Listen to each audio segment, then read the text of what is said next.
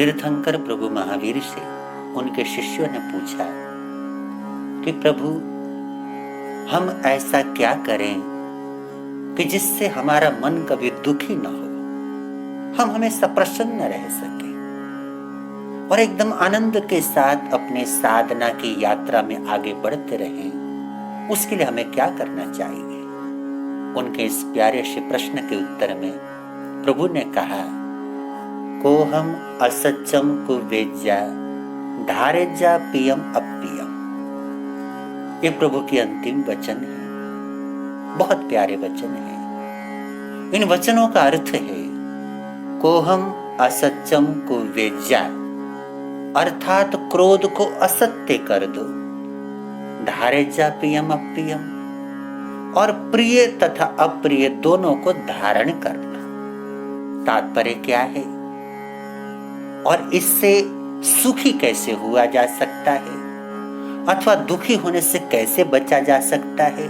चलिए विश्लेषण करते हैं। कोहम असत्यम कुवेज्या, क्रोध को असत्य करने का अर्थ है, सचमुच में हम देखें तो क्रोध का जो अस्तित्व है वो अपने आप में संदिग्ध है। एक विशेष प्रकार की परिस्थिति में हो जाने वाला आवेग वो क्रोध है। अध्यात्म की भाषा में इसको कषाय कह करके पुकारा।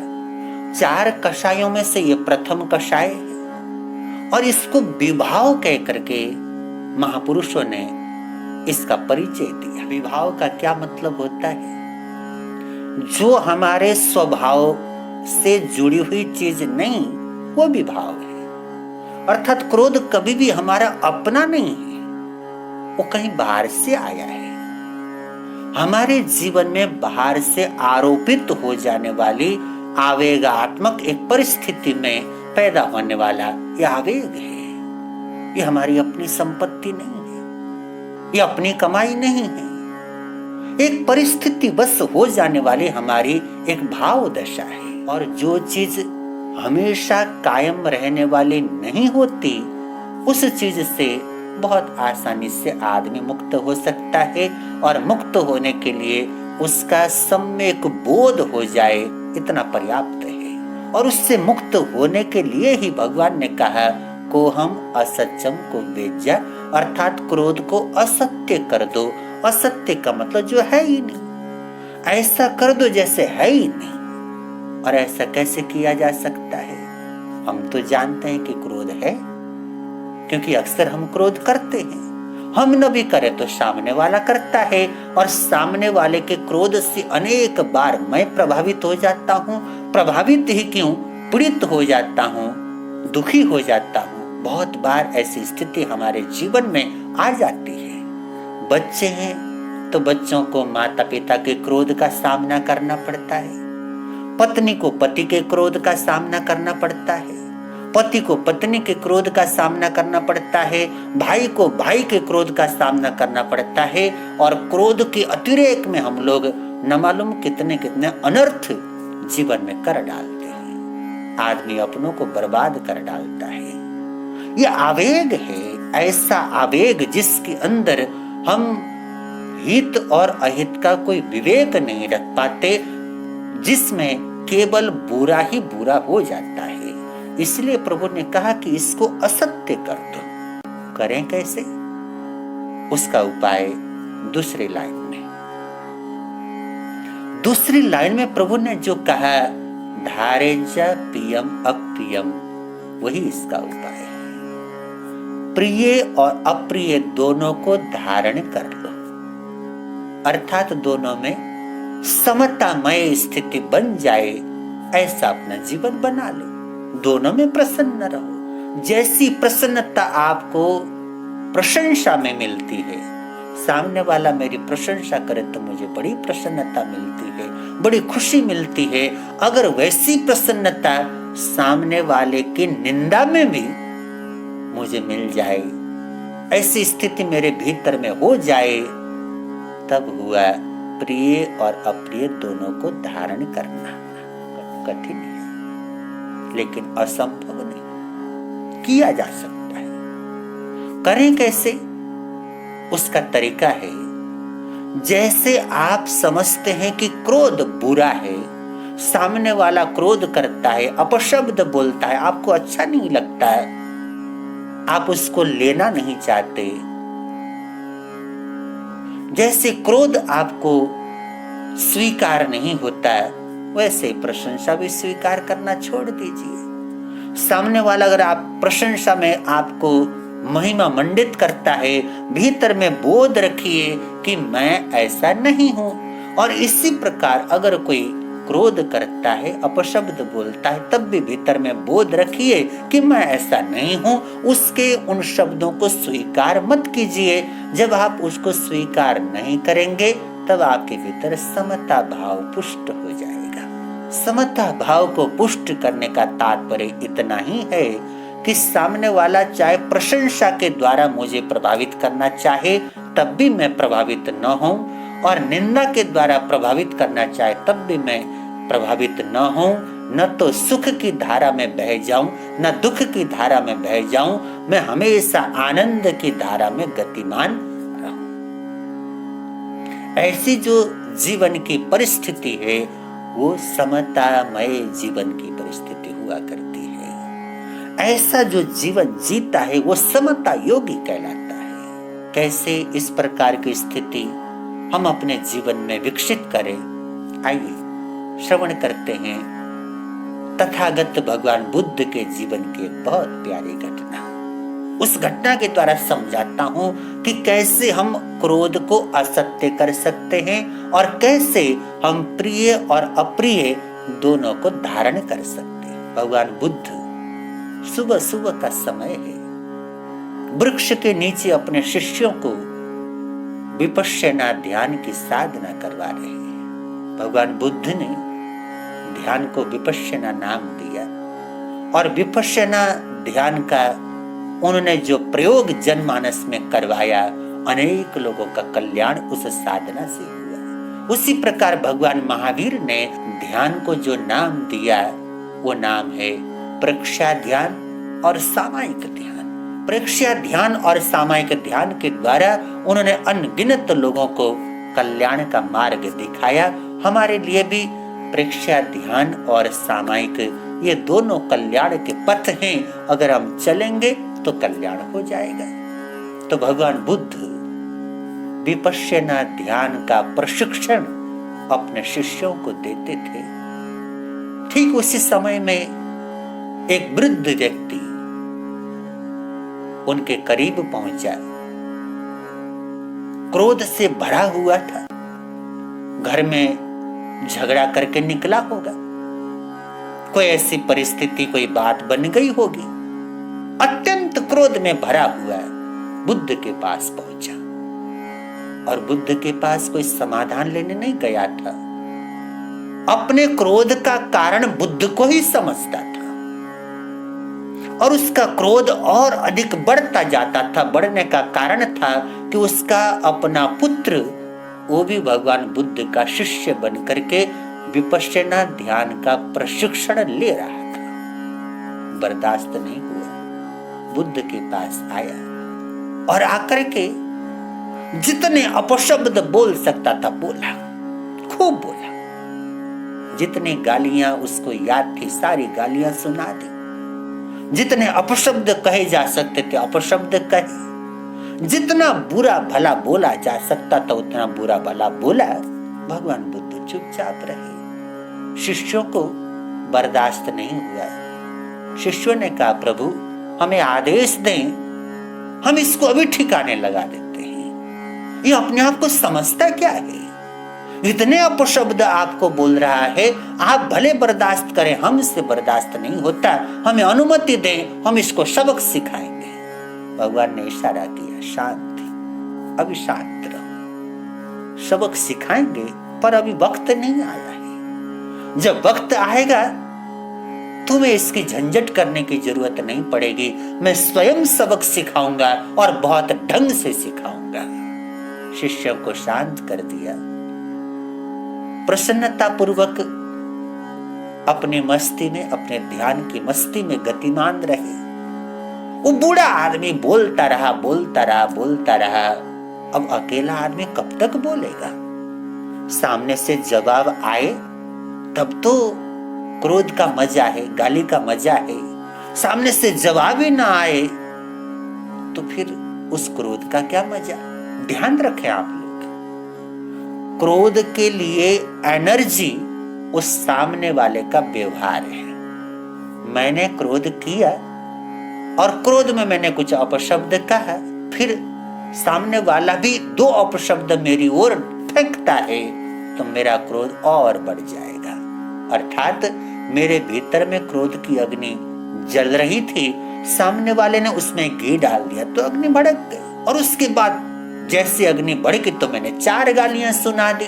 सामने वाला भी कम नहीं है, वो 10 गालियां सुना देता है, और ऐसा करते करते हमारा झगड़ा वर्षों तक चलता जाता है, पुश्तों तक चलता जाता है। इसीलिए हमारे समाज में कुछ लोग ऐसे होते हैं जो लोग पुश्तैनी दुश्मनी को कायम रखते हैं। आप लोग जानते हैं पुश्तैनी दुश्मनी क्या होती है?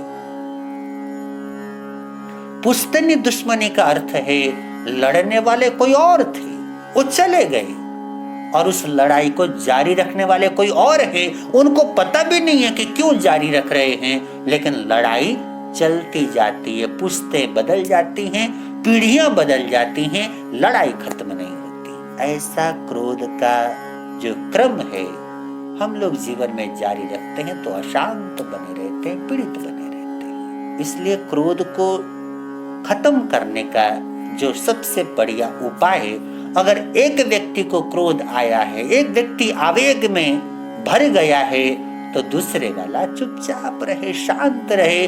कब तक अकेला व्यक्ति बड़बड़ाएगा? कभी तो शांत होगा। और भगवान बुद्ध ने यही किया, वो शांत रहे, कुछ बोले ही नहीं। बूढ़ा आदमी बोलता रहा, बोलता रहा, बोलता रहा, थक गया। जब थक गया, थोड़ा शांत हुआ, तो भगवान बुद्ध ने पूछा, बूढ़े बाबा थक गए हो? अब इतना पूछना था कि और जोश आ गया। नहीं थका। तुम अपने आप को समझते क्या हो? सबके बच्चे तुमने बिगाड़ दिए। सुबह सुबह काम धंधे का समय होता है और तुम बच्चों को लेकर के यहाँ सांस को ऊपर नीचे, ये क्या व्यर्थ की बात सिखाने में लगे हो? आदि आदि आदि।